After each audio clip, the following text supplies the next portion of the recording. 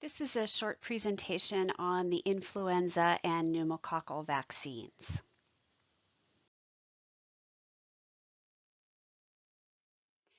This slide lists a number of things that will increase someone's risk for respiratory infection. Older age, smoking, residing in an extended care facility, chronic respiratory disorders, and this also includes asthma. Congenital or chronic cardiovascular disorders such as congestive heart failure, chronic renal disease, diabetes, or really any chronic metabolic disorder, and of course, a compromised immune response.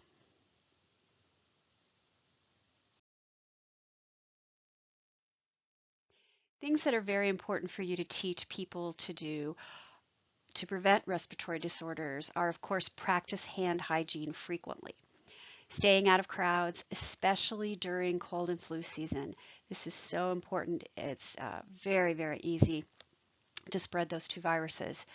Refrain from smoking. That's a theme throughout respiratory disease. Avoid the known allergens as much as possible because if your allergies are acting up, your airways are inflamed and it's easier to get a virus, plus your immune system is dealing with your allergies and maybe can't mount as big a response to an infection. Maintain adequate nutrition and hygiene, or nutrition and sufficient rest. That's important for keeping your immune system just healthy in general. Things to think about when you're taking care of older adults. Older adults should not be exposed to children with colds and coughs, and this is really hard because it's important for them to see their grandchildren, their nieces and nephews, and they benefit so much from that interaction. But if a kid has a cold or a cough, it is, they're not good at washing their hands. They're not good at covering their mouth. And so it's really easy to spread that to the older adult. The other thing to remember is if you have an older adult who is mostly confined to a house or a long-term care facility, they don't mingle with the public very much, and so they don't have as wide of exposure to common viruses to be able to mount an immune response that younger, more socially active people do.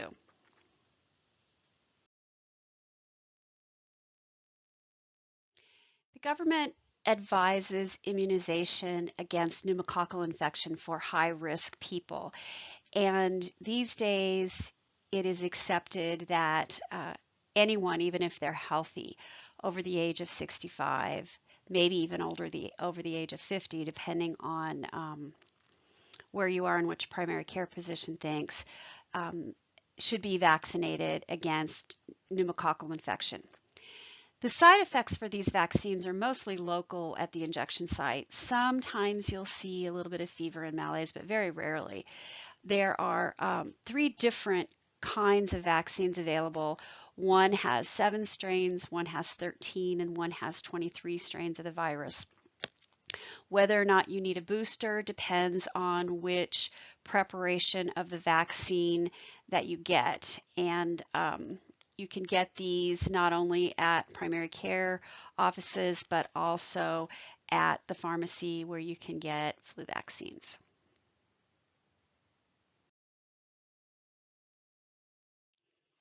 There are many different kinds of influenza vaccine available.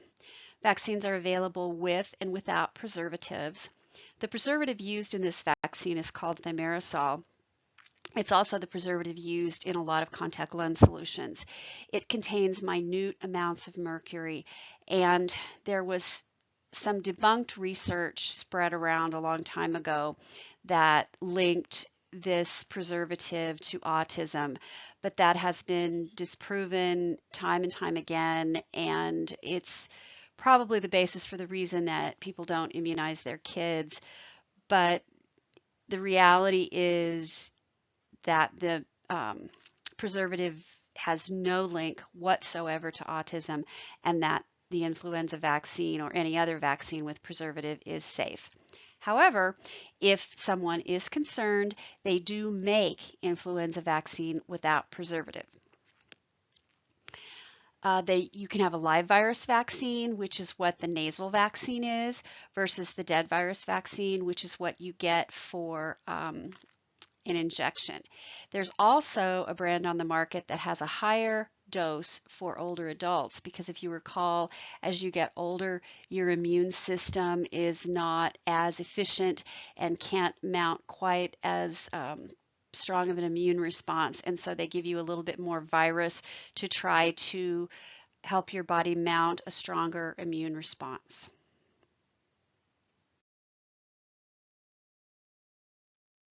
Vaccines are available with either 3 or 4 strains of the virus. It's called trivalent or quadrivalent. These days, the vaccines always have an H1N1 strain in the vaccine.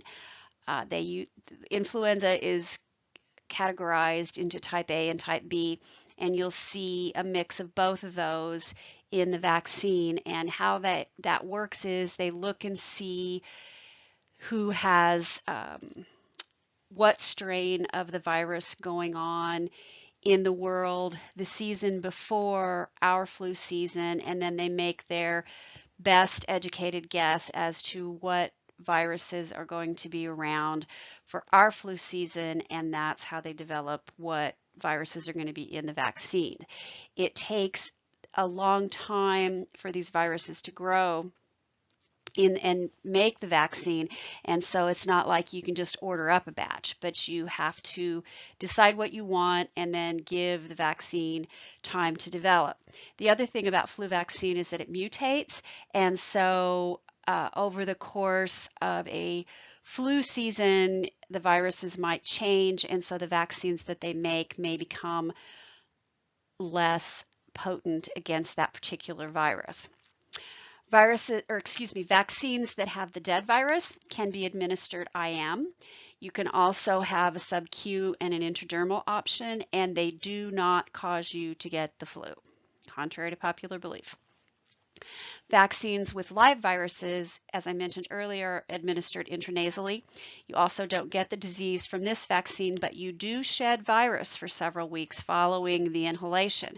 So avoid immunosuppressed people who perhaps have cancer or AIDS or whatever, because you can actually give them the virus even though you don't have it, but just because you have the live vaccine.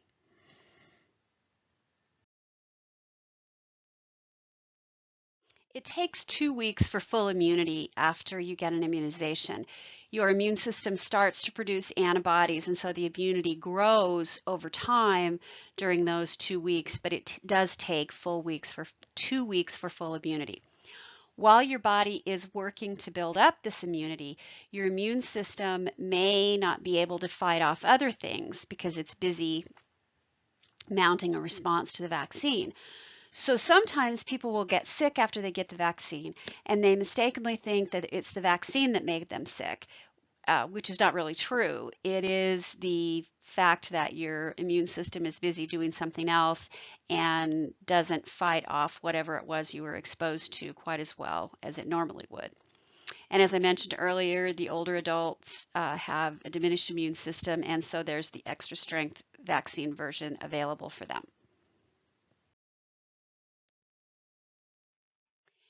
The reactions that a person might get to influenza vaccine are allergic reactions, low-grade fever, malaise, or muscle soreness.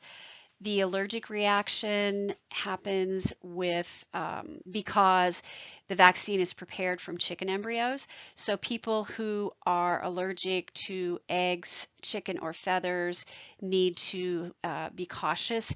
Mostly it comes with eggs, not so much with chicken or feathers.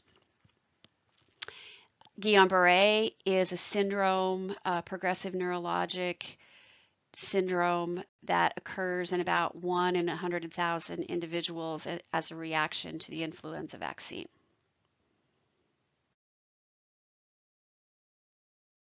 This is a picture of a vaccine information statement, VIS.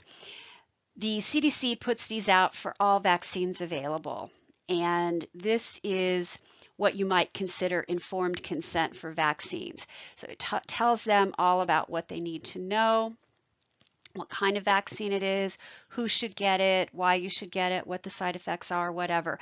You should have this available to you whenever you're administering any kind of vaccine, not just the flu vaccine.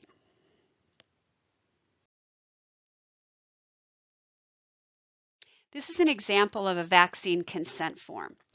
Always have people sign this form before you give an injection, but have them sign it only after they have been given the vaccine information statement and after they feel like they're well informed about the vaccine. You always ask a bunch of questions when you are giving flu vaccine. Are you ill? Or do you have a fever? Because if they're already ill, their immune system is otherwise occupied and probably won't produce as good a response to the vaccine as if they weren't ill. So it would be good for them to come back another time when they were feeling better. You also want to find out, of course, about egg allergies, about pregnancy, but I do have to say it's very important for pregnant women to get vaccinated. Um, I don't know. Have you had Guillain-Barré? That's also important. But there's just a whole host of questions that you will ask before people sign this, and of course, always ask them if they have any questions after reading the vaccine information statement.